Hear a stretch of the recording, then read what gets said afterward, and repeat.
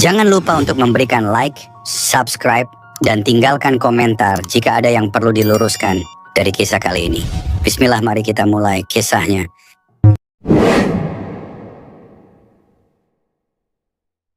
Nabi Nuh alaihissalam adalah nabi ketiga sesudah Nabi Adam, Nabi Syeds, dan Nabi Idris, dan keturunan ke-9 dari Nabi Adam alaihissalam. Ayahnya adalah Lamik bin Metushaleh bin Idris. Beberapa tahun dari kematian Nabi Adam alaihissalam, banyak hal berubah di muka bumi. Dan bertepatan dengan fitrah manusia itu sendiri, terjadilah kealpaan terhadap wasiat Nabi Adam alaihissalam. Kesalahan yang dahulu kembali berulang. Seperti mana ketika Nabi Adam dan Hawa melupakan ketetapan Allah Subhanahu wa Ta'ala untuk menjauhi pohon di dalam surga. Seperti itulah manusia melupakan ajaran ilahi yang dilangsungkan di muka bumi selepas turun dari surga. Sebelum lahirnya kaum Nabi Nuh, telah hidup 5 orang saleh dari datuk-datuk kaum Nabi Nuh alaihissalam. Mereka hidup selama beberapa zaman, kemudian mereka wafat. Nama-nama mereka adalah Wad, Suwa, Yaguth, Ya'uq, dan Nasr. Dan mereka berkata, jangan sekali-kali kamu meninggalkan penyembahan Tuhan-Tuhan kamu. Dan jangan pula sekali-kali kamu meninggalkan penyembahan Wad. Dan jangan pula Suwa, Yaguth, Ya'uq, dan Nasra. Surah Nuh ayat 23. Setelah kematian mereka, orang-orang membuat patung-patung dari mereka dalam rangka menghormati mereka dan sebagai peringatan terhadap mereka. Kemudian berlalulah waktu, lalu orang-orang yang memahat patung itu mati. Lalu datanglah anak-anak mereka, kemudian anak-anak itu mati, dan datanglah cucu-cucu mereka. Kemudian timbullah berbagai dongeng dan khurafat yang membelenggu akal manusia, di mana disebutkan bahwa patung-patung itu memiliki kekuatan khusus. Dalam situasi seperti ini, Allah Subhanahu wa Ta'ala mengutus Nabi Nuh untuk membawa ajaran ilahi kepada kaumnya. Nabi Nuh adalah seorang hamba yang akalnya tidak terpengaruh oleh keadaan sekeliling yang menyembah selain Allah Subhanahu wa Ta'ala. Allah memilih hambanya Nuh dan mengutusnya di tengah-tengah kaumnya. Dakwah Nabi Nuh kepada kaumnya, dan sesungguhnya kami telah mengutus Nuh kepada kaumnya. Lalu ia berkata, hai kaumku, sembahlah oleh kamu Allah Subhanahu wa Ta'ala, karena sekali-kali tidak ada Tuhan bagimu selain Dia. Maka mengapa kamu tidak bertakwa kepadanya? Surah Al-Mu'minun ayat 23. Nabi Nuh menjelaskan kepada kaumnya bahwa mustahil terdapat selain Allah yang Maha Esa sebagai pencipta. Ia memberikan pengertian kepada mereka bahwa dunia telah lama menipu mereka dan telah tiba waktunya untuk menghentikan tipuan ini. Nuh menyampaikan kepada mereka bahwa Allah Subhanahu wa Ta'ala telah memuliakan manusia. Dia telah menciptakan mereka, memberi mereka rezeki, dan menganugerahi akal dan tubuh yang sehat kepada mereka. Manusia mendengarkan dakwahnya dengan penuh nikmat. Dakwah Nabi Nuh cukup menggoncangkan jiwa mereka di kala itu. Nabi Nuh menarik perhatian kaumnya agar melihat alam semesta yang diciptakan oleh Allah Subhanahu wa Ta'ala berupa langit dengan matahari, bulan, dan bintang-bintang yang menghiasinya, bumi dengan kekayaan yang ada di atas dan di bawahnya. Itu menjadi bukti dan tanda nyata akan adanya keesaan Tuhan yang harus disembah, dan bukan berhala-berhala yang mereka buat dengan tangan mereka sendiri. Di samping itu, Nabi Nuh juga memberitakan kepada mereka bahwa akan ada ganjaran yang akan diterima oleh manusia atas segala amalannya di dunia, yaitu surga. Bagi amalan kebajikan dan neraka bagi segala pelanggaran terhadap perintah agama yang berupa kemungkaran dan kemaksiatan. Nabi Nuh yang dikaruniakan Allah Subhanahu wa Ta'ala dengan sifat-sifat yang patut dimiliki oleh seorang nabi, fasih dan tegas dalam kata-katanya, bijaksana dan sabar dalam tindak tanduknya, melaksanakan tugas risalahnya kepada kaumnya. Akan tetapi walaupun Nabi Nuh telah berusaha sekuat tenaganya berdakwah kepada kaumnya, ternyata hanya sedikit sekali dari kaumnya yang dapat menerima dakwahnya dan mengikuti ajakannya, yang menurut sementara riwayat tidak melebihi bilangan 100 orang. Mereka pun terdiri dari orang-orang yang miskin berkedudukan sosial lemah, sedangkan orang yang kaya raya berkedudukan tinggi dan terpandang dalam masyarakat, yang merupakan pembesar-pembesar dan penguasa-penguasa tetap membangkang. tidak mempercayai Nabi Nuh, mengingkari dakwahnya, dan tidak merelakan melepas agamanya dan kepercayaan mereka terhadap berhala-berhala mereka. Bahkan mereka berusaha dengan mengadakan persekongkolan hendak melumpuhkan dan menggagalkan usaha dakwah Nabi Nuh. Berkata mereka kepada Nabi Nuh, "Bukankah engkau hanya seorang daripada kami dan tidak berbeda daripada kami sebagai manusia biasa? Jikalau betul Allah akan mengutuskan seorang rasul yang membawa perintahnya, niscaya Ia akan mengutuskan seorang malaikat yang patut kami dengarkan kata-katanya dan kami ikuti ajakannya, dan bukan manusia biasa seperti engkau. Hanya dapat diikuti orang-orang rendah kedudukan sosialnya seperti para buruh petani, orang-orang yang tidak berpenghasilan, yang bagi kami mereka seperti sampah masyarakat. Pengikut-pengikutmu itu adalah orang-orang yang tidak mempunyai daya pikiran dan ketajaman otak. Mereka mengikutimu secara buta tuli, tanpa memikirkan dan menimbangkan secara benar atau tidaknya dakwah dan ajakanmu itu. Coba agama yang engkau bawa dan ajaran-ajaran yang engkau dakwahkan kepada kami itu betul-betul benar, niscaya kamilah lebih dulu mengikutimu, dan bukannya orang-orang yang mengemis pengikut-pengikutmu itu.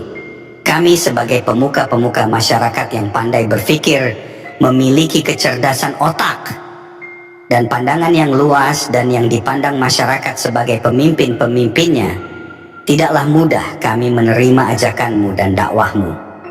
Engkau tidak mempunyai kelebihan di atas kami tentang soal-soal kemasyarakatan dan pergaulan hidup. Kami jauh lebih pandai dan lebih mengetahui daripadamu tentang hal itu semuanya.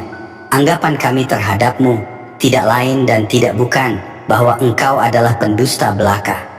Nabi Nuh berkata menjawab ejekan dan olok-olokan kaumnya, "Apakah engkau mengira bahwa aku dapat memaksa kamu mengikuti ajaranku? Atau mengira bahwa aku mempunyai kekuasaan untuk menjadikan kamu orang-orang yang beriman? Jika kamu tetap menolak ajakanku dan tetap membuta tuli terhadap bukti-bukti kebenaran dakwahku, dan tetap mempertahankan pendirianmu yang sesat, yang diilhamkan oleh kesombongan dan kecongkakan karena kedudukan dan harta benda yang kamu miliki. Aku hanya seorang manusia yang mendapat amanah dan diberi tugas oleh Allah Subhanahu wa Ta'ala untuk menyampaikan risalahnya kepadamu. Jika kamu tetap berkeras kepala dan tidak mau kembali ke jalan yang benar dan menerima agama Allah yang diutuskannya kepadaku, maka terserahlah kepada Allah untuk menentukan hukumannya dan ganjarannya terhadapmu. Aku hanya pesuruh dan rasulnya yang diperintahkan untuk menyampaikan amanahnya kepada hamba-hambanya.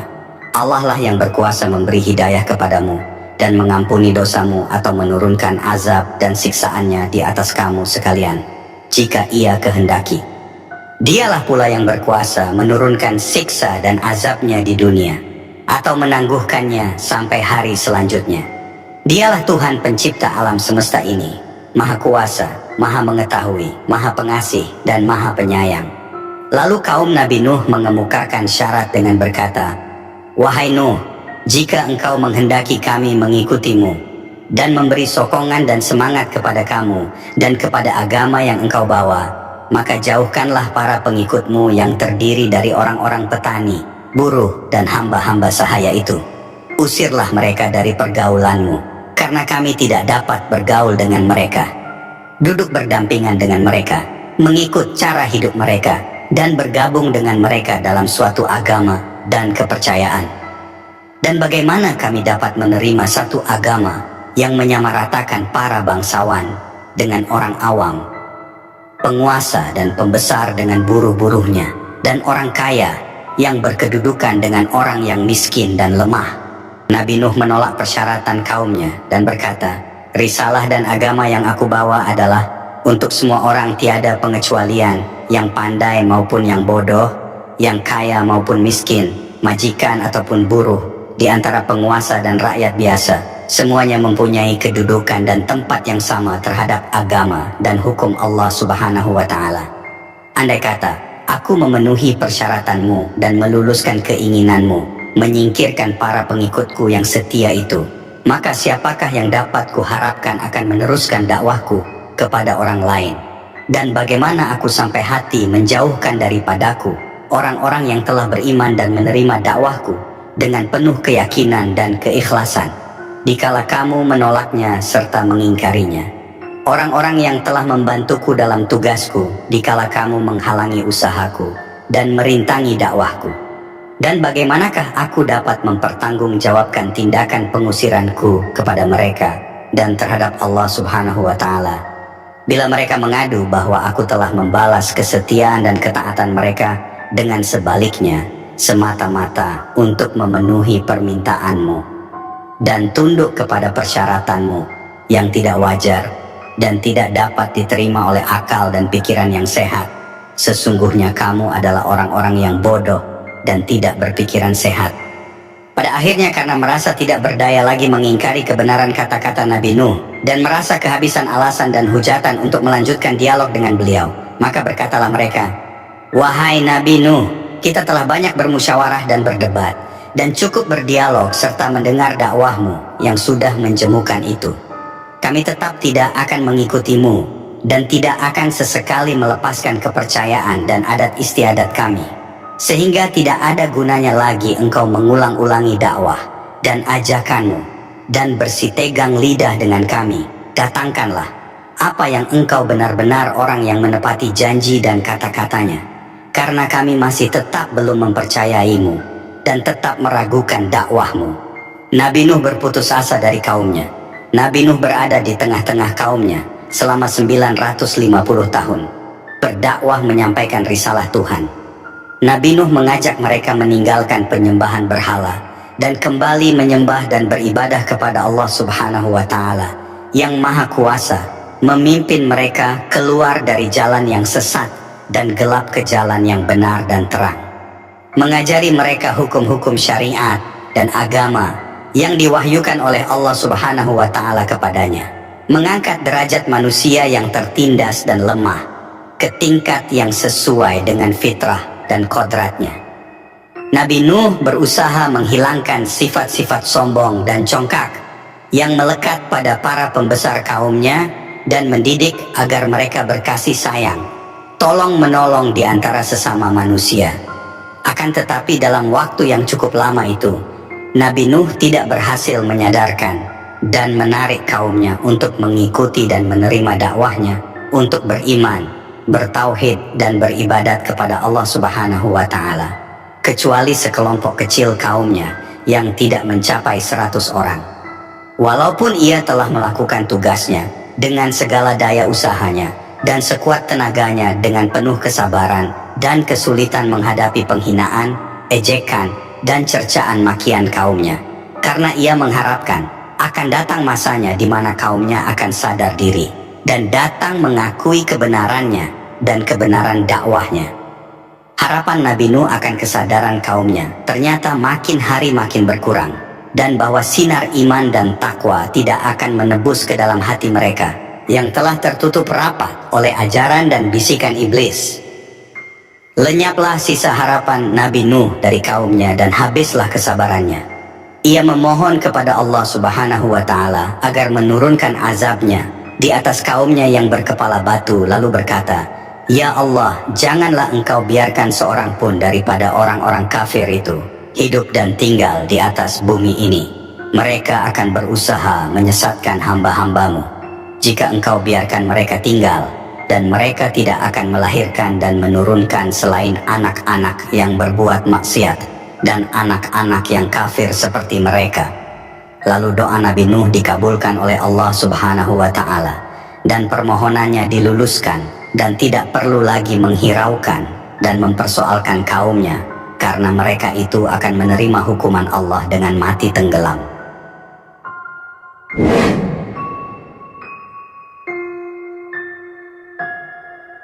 Segeralah Nabi Nuh mengumpulkan para pengikutnya dan mulai mereka mengumpulkan bahan yang diperlukan untuk maksud tersebut.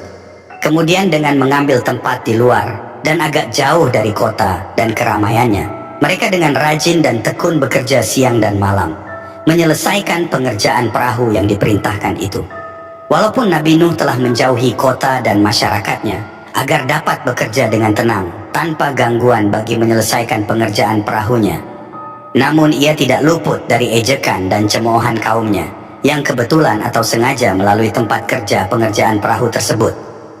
Mereka mengejek dan mengolok-olok dengan mengatakan, "Wahai Nuh, sejak kapan engkau telah menjadi tukang kayu dan pembuat perahu? Bukankah engkau seorang nabi dan rasul menurut pengakuanmu? Kenapa sekarang menjadi seorang tukang kayu dan pembuat perahu? Dan perahu yang engkau buat itu di tempat yang jauh dari air, ini adalah maksudmu untuk ditarik oleh kerbau, ataukah mengharapkan angin yang akan menarik kapalmu ke laut?" Nabi Nuh dengan sikap dingin dan tersenyum seraya menjawab, "Baiklah, tunggu saja saatnya nanti. Jika kamu sekarang mengejek dan mengolok-olok kami, maka akan tibalah masanya kelak bagi kami untuk mengejek kamu. Dan akan kamu ketahui kelak untuk apa perahu yang kami siapkan ini. Tunggulah saatnya azab dan hukuman Allah menimpa atas diri kamu." Setelah selesai pekerjaan pembuatan perahu yang merupakan alat angkutan laut pertama di dunia, Nabi Nuh kemudian menerima wahyu dari Allah. "Siap-siaplah engkau dengan perahumu. Bila tiba perintahku dan terlihat tanda-tanda daripadaku, maka segeralah angkut bersamamu di dalam kapalmu dan kerabatmu, dan bawalah 2 pasang dari setiap jenis makhluk yang ada di atas bumi, dan berlayarlah dengan izinku." Kemudian tercurahlah dari langit dan memunculkan dari bumi air yang deras dan dahsyat yang dalam sekelip mata. Telah menjadi banjir besar melanda seluruh kota dan desa menggenangi daratan. Perahu Nabi Nuh yang telah terisi penuh dengan para orang mukmin dan pasangan makhluk yang diselamatkan oleh Nabi Nuh atas perintah Allah Subhanahu wa Ta'ala. Dengan iringan Bismillahi majraha wa mursaha, berlayarlah perahu Nabi Nuh dengan lajunya menyusuri lautan air, menentang angin yang kadangkala lemah lembut dan kadang ganas dan dahsyat. Di kanan kiri perahu terlihatlah orang-orang kafir bergelut melawan gelombang air yang menggunung berusaha menyelamat diri dari cengkraman maut yang sudah sedia menerkam mereka di dalam lipatan gelombang-gelombang itu. Tatkala Nabi Nuh berada di atas geladak perahu memperhatikan cuaca dan melihat-lihat orang-orang kafir dari kaumnya sedang bergelimpangan di atas permukaan air, tiba-tiba terlihatlah olehnya tubuh putra sulungnya yang bernama Kanaan timbul tenggelam, dipermainkan oleh gelombang yang tidak menaruh belas kasihan kepada orang-orang yang sedang menerima hukuman Allah Subhanahu wa Ta'ala itu. Pada saat itu, tanpa disadari, timbullah rasa cinta dan kasih sayang seorang ayah terhadap putra kandungnya yang berada dalam keadaan cemas menghadapi maut ditelan gelombang. Nabi Nuh spontan terdorong oleh suara hati kecilnya berteriak. Dengan sekuat tenaga suaranya memanggil putranya, "Wahai anakku, datanglah kemari dan gabungkan dirimu bersama keluargamu. Bertaubatlah engkau dan berimanlah kepada Allah agar engkau selamat dan terhindar dari bahaya maut yang engkau jalani hukuman Allah Subhanahu wa Ta'ala." Kanaan putra Nabi Nuh yang tersesat dan telah terkena racun rayuan syaitan dan hasutan kaumnya yang sombong dan keras kepala itu menolak dengan keras ajakan dan panggilan ayahnya yang menyayanginya dengan kata-kata yang menentang. "Biarkanlah aku dan pergilah, jauhilah aku. Aku tidak sudi berlindung di atas geladak perahumu. Aku akan dapat menyelamatkan diriku sendiri dengan berlindung di atas bukit yang tidak akan dijangkau oleh air bah ini." Nuh menjawab, "Percayalah bahwa tempat satu-satunya yang dapat menyelamatkan engkau ialah bergabung dengan kami di atas perahu ini. Tidak akan ada yang dapat melepaskan diri dari hukuman Allah yang telah ditimpakan ini, kecuali orang-orang yang memperoleh rahmat dan keampunannya." Setelah Nabi Nuh mengucapkan kata-katanya, tenggelamlah Kanaan, disambar gelombang yang ganas, dan lenyaplah ia dari pandangan mata ayahnya, tenggelamlah ke bawah lautan air, mengikut kawan-kawannya dan pembesar-pembesar kaumnya yang durhaka itu. Nabi Nuh bersedih hati dan berduka cita atas kematian putranya dalam keadaan kafir, tidak beriman dan belum mengenal Allah Subhanahu wa Ta'ala. Beliau berkeluh kesah dan berseru kepada Allah, "Ya Tuhanku, sesungguhnya putraku itu adalah darah dagingku dan adalah bahagian dari keluargaku, dan sesungguhnya janjimu adalah janji benar, dan engkaulah maha hakim yang maha berkuasa." Allah berfirman, Wahai Nuh, sesungguhnya dia putramu itu tidaklah termasuk keluargamu, karena ia telah menyimpang dari ajaranmu, melanggar perintahmu, menolak dakwahmu, dan mengikuti jejak orang-orang yang kafir daripada kaummu. Coretlah namanya dari daftar keluargamu. Hanya mereka yang telah menerima dakwahmu, mengikuti jalanmu dan beriman kepadaku, dapat engkau masukkan dan golongkan ke dalam barisan keluargamu, yang telah aku janjikan perlindungannya dan terjamin keselamatan jiwanya.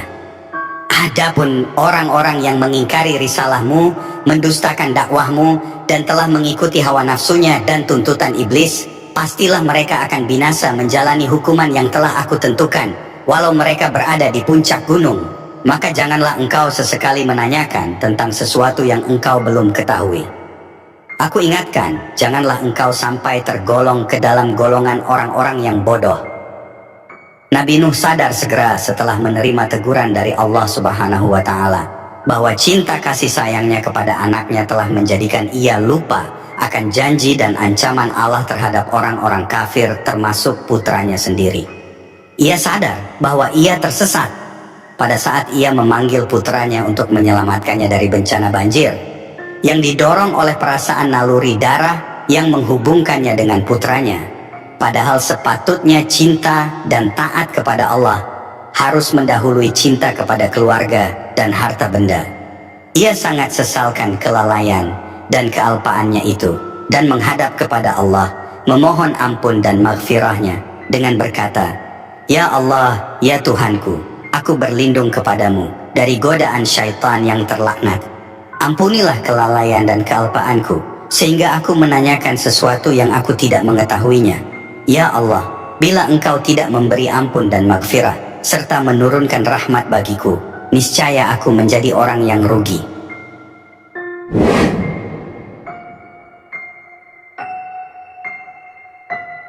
Terdapat dua orang istri Nabi yang diazab oleh Allah Subhanahu wa Ta'ala karena durhaka kepadanya. Salah satunya adalah istri Nabi Nuh alaihi salam. Lalu, bagaimanakah kisah istri Nabi Nuh yang durhaka itu? Disebutkan di dalam Al-Quran, istri Nabi Nuh dan Nabi Lut adalah dua perempuan yang durhaka kepada Allah Subhanahu wa Ta'ala dan kepada suaminya. Tentu saja, mereka pasti mendapat azab darinya, meskipun menyandang gelar istri Nabi, sebab Allah Maha Adil. Allah Subhanahu wa Ta'ala berfirman dalam surah At-Tahrim ayat 10 yang berbunyi, yang artinya, Allah membuat perumpamaan bagi orang-orang yang kufur, yaitu istri Nuh dan istri Lut. Keduanya berada di bawah tanggung jawab dua orang hamba yang saleh di antara hamba-hamba kami, lalu keduanya berkhianat kepada suami-suaminya. Mereka, kedua suami itu, tidak dapat membantunya sedikit pun dari siksaan Allah, dan dikatakan kepada kedua istri itu, "Masuklah kamu berdua ke neraka bersama orang-orang yang masuk neraka." Harta yang dimiliki Nabi Nuh habis digunakan untuk berdakwah di jalan Allah Subhanahu wa Ta'ala dan membantu orang-orang miskin. Beliau juga tidak mengharap apapun dari dakwah yang disebarkannya, sehingga tidak mungkin bagi beliau untuk mendapat penghasilan dari jihadnya itu. Kondisi ekonomi yang tidak stabil inilah yang kemudian memicu istri Nabi Nuh untuk berkhianat kepada beliau. Konon disebutkan bahwa pada saat rumah tangga yang tidak stabil itulah datang seorang nenek hendak menyogok istri Nabi Nuh. Nenek itu membawa setumpuk uang kepada istri Nabi Nuh dengan syarat dia bersedia menjadi mata-mata pemuka kaum Nabi Nuh yang durhaka. Ternyata nenek tadi adalah setan yang menyamar menjadi manusia. Istri Nabi Nuh yang durhaka ini tentu menerima dengan senang hati tawaran tersebut. Akhirnya ia pun menjadi pengkhianat yang melaporkan setiap aktivitas dakwah Nabi Nuh kepada orang-orang kafir. Terlebih lagi, istri Nabi Nuh juga berhasil mempengaruhi dan mendidik anaknya yang bernama Kan'an untuk juga turut durhaka kepada ayahnya. Usahanya untuk mengkafirkan anaknya yang lain, Sem, Ham, dan Yafits, gagal. Mereka tetap berada di jalan Allah Subhanahu wa Ta'ala. Setelah air bah itu mencapai puncak keganasannya dan habis binasalah kaum Nabi Nuh yang kafir dan zalim, sesuai dengan kehendak dan hukum Allah Subhanahu wa Ta'ala, surutlah lautan air diserap bumi. Kemudian berlabuhlah perahu Nuh di atas bukit Judi. Allah berkata kepada Nabi Nuh, "Turunlah wahai Nuh ke darat, engkau dan para mukmin yang menyertaimu, dengan selamat dilimpahi barakah dan inayah dari sisiku, bagimu dan bagi umat yang menyertaimu." Kisah Nabi Nuh dalam Al-Quran. Al-Quran menceritakan kisah Nabi Nuh dalam 43 ayat dari 28 surah diantaranya. Surah Nuh dari ayat 1 hingga 28. Juga dalam surah Hud ayat 27 hingga 48 yang mengisahkan dialog Nabi Nuh dengan kaumnya dan perintah pembuatan perahu serta keadaan banjir yang menimpa di atas mereka. Pengajaran dari kisah Nabi Nuh bahwasanya hubungan antara manusia yang terjalin karena ikatan persamaan kepercayaan atau pemahaman akidah dan pendirian adalah lebih erat dan lebih berkesan daripada hubungan yang terjalin karena ikatan darah atau kelahiran. Kanaan, yang walaupun ia adalah anak kandung Nabi Nuh, oleh Allah Subhanahu wa Ta'ala dikeluarkan dari bilangan keluarga ayahnya karena ia menganut kepercayaan dan agama berlainan dengan apa yang dianut dan didakwahkan oleh ayahnya sendiri. Bahkan ia berada di pihak yang memusuhi dan menentangnya.